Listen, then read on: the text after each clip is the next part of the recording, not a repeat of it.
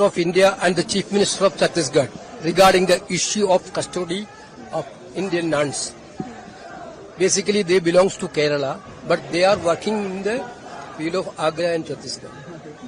What happened exactly? As per the rules, they taken 3 women, aged women, for employment. But the government and the Bajrang Dal has conspired. That is basically that's a trafficking issue. And initially they told they are taking for conversion. It was totally false. They already told the police that this is only legally we are taking it up. We have permission for the parents, but the police didn't hear that. The situation is like that.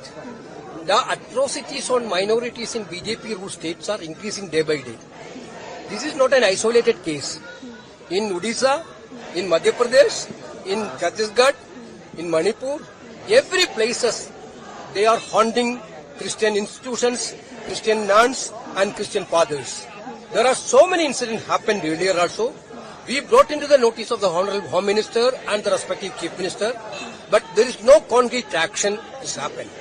Now, this government is basically allowing Bajrang Dal, RSS, all these people to they have given freedom to all these organizations to attack on minorities. Basically, this is against the secular fabric of Indian constitutions.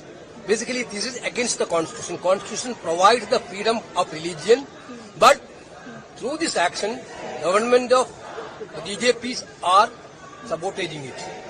We are raising this issue to the parliament also. We already wrote the letter to the Home Minister and the Chief Minister of the Chhattisgarh. Thank you.